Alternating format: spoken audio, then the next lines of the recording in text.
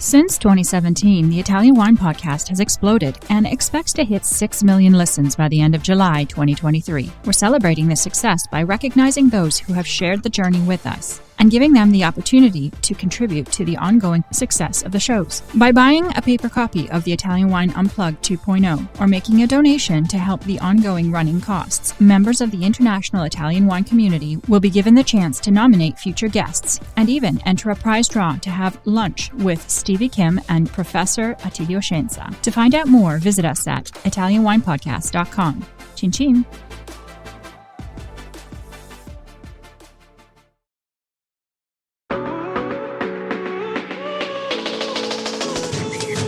Welcome to The Next Generation. I'm Victoria Cece. Join me as we chat with young Italian wine people shaking up the wine scene. We're going to geek out on a grape or grape fam, then hear about all the wild wine things our guests have been up to, from vineyard experiments to their favorite wine bars.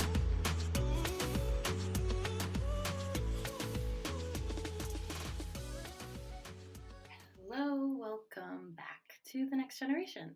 How is everyone doing today? I am very caffeinated. I hope you are too, or you're having a nice glass of wine, no matter where you are, no matter what time it is. I am excited for today's interview. It's with a really groovy guy, part of a just as groovy winery. But before we get to that, we are going to discuss the grape that these guys focus on, the most famous grape of their area, to say. And that is, drumroll, Chiavenasca, which is also known as Nebbiolo. Now, I probably have talked about Nebbiolo before in this podcast for sure because, it's Nebbiolo, come on. One of the most famous grapes in Italy, not the most famous. There are some fun facts I want to share with you from the Italian Wine Unplugged 2.0 book. I just want to focus more on Chiavenasca, or Nebbiolo, or Chiavenasca, particularly because that's what it's called in the Valtellina area. Nebbiolo has quite a few synonyms, and this is the one to know right now in this pod. So, as you know, Nebbiolo is grown in Piedmont because that's what it's called in the, let's say, most famous Nebbiolo producing areas of Barolo, Barbaresco. But when we move to the area where it is called Chiavenasca and Valtellina, so we're moving to a new region now, Lombardy, we see a different side of Nebbiolo. And to not confuse you anymore, we're going to call it Chiavenasca moving forward in this podcast. Cool. So in Valtellina, the soils are alluvial, sandy, and rocky. Therefore, Chiavenasca presents differently in the glass, which can also depend on the growing location, particularly in Valtellina, but it really expresses this terroir. So it has this freshness. It's a leaner style of this wine. So Chiavenasca is beautiful and unique, and it's much different than Nebbiolo in Piedmont. Not comparing the two, very much depends on where either are grown and the sites. And the fun part is, I don't think they actually know if Chiavenasca, Nebbiolo, is where it's from particularly. The book isn't telling us. And I know somebody's probably going to disagree with me and say, yeah, it's Piemontese for sure. That's the beauty of Italian grape varietals, is we constantly are discovering new things about their history, new things in their evolution. And Nebbiolo is a fun one. Because right now, the earliest mentioning we have of the Chiavenasca, or Nebbiolo grape variety, is written documentation, that is 909 AD with Pliny the Elder, whatever you call him. My American accent never escapes me. Where he referred to it as nubula, in reference to the Latin base nebula, which means fog. But people think it's much older than that. If you ask people from Piedmont, they will say it's been there forever. If you ask people in Valtellina, probably the same, I don't know.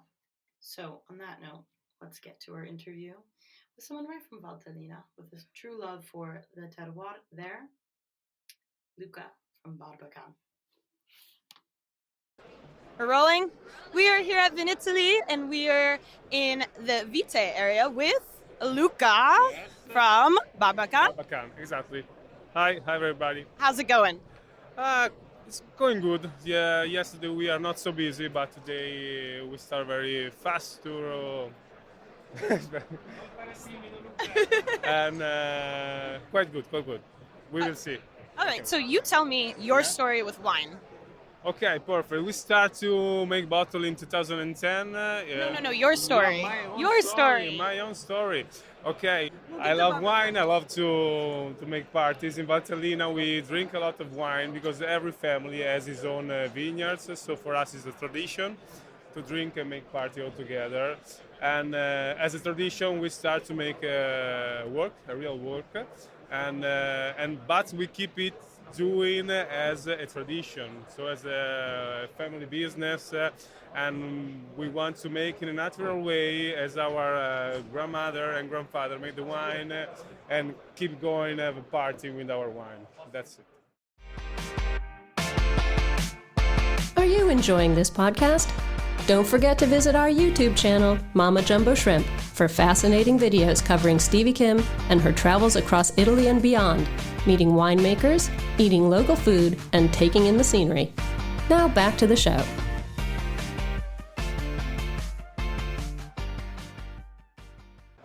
I love that. Wine is a party. It's a party, and it's in the blood in Italy. Exactly. Do you have any memories with your grandparents around wine?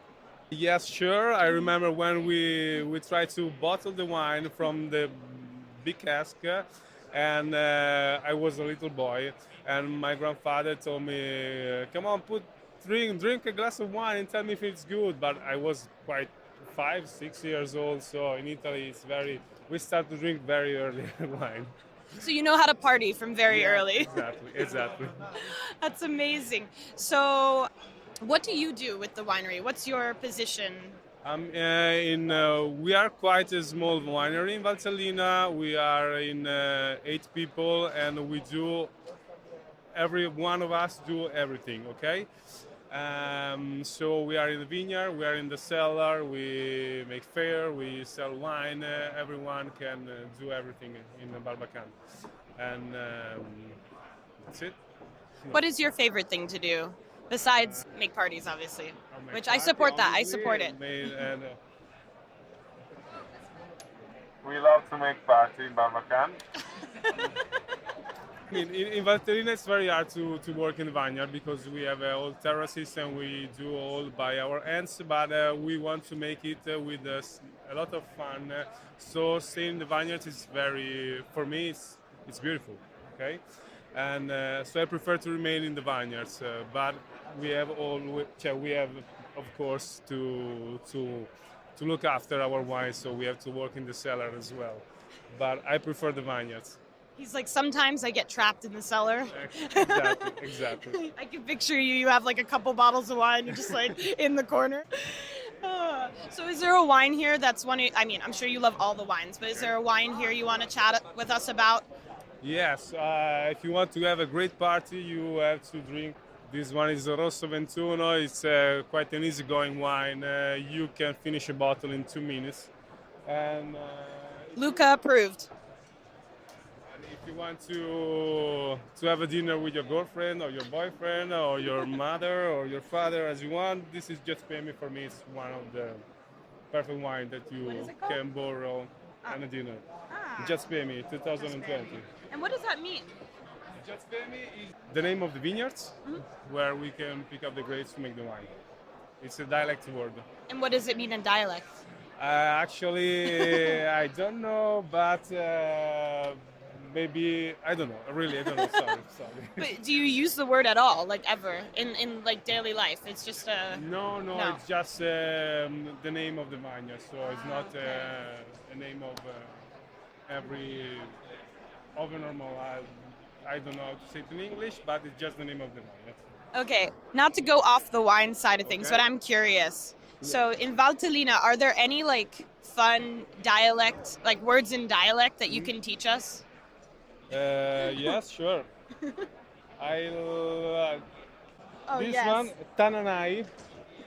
Tananai is a dialect word from Valtellina, and this word means quite a silly boy. Silly boy. Silly boy. So we are a fucking Tananai in Valtellina. Okay? I love it. Because I was looking at that and I was like, does that say Tanat? Tananai? Tananai. Tananai.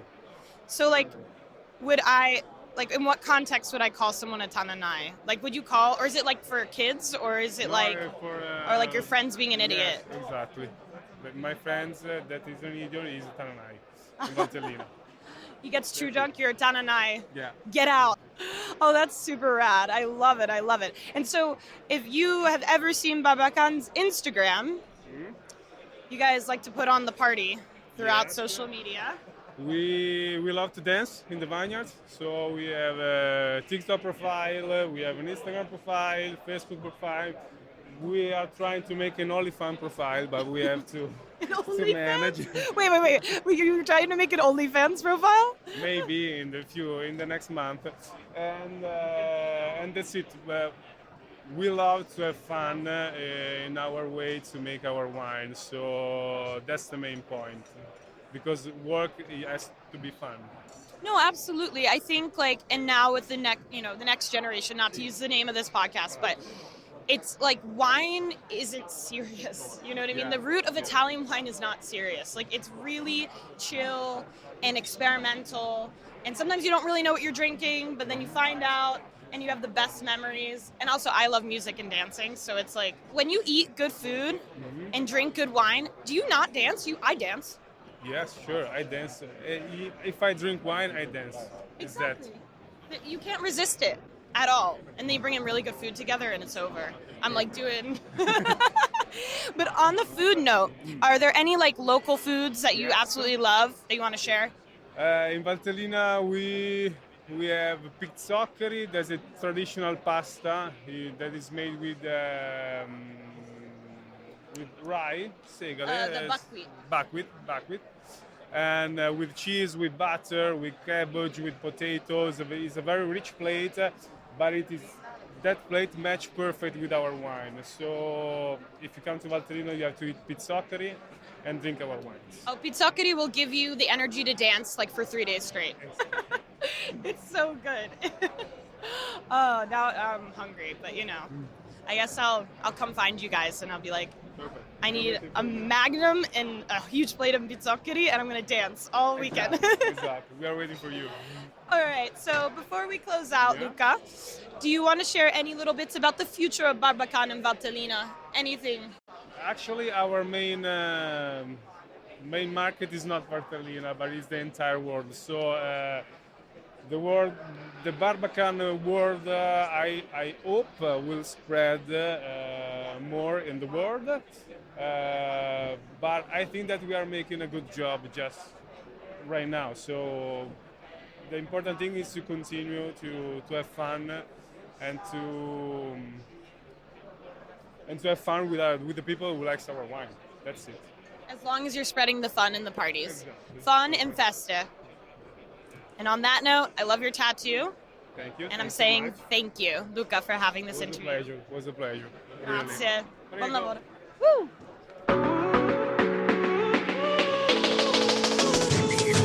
As always, a big grazie for hanging out with me today. Remember, you can catch me every Sunday on the Italian Wine Podcast, available anywhere you can get your pods.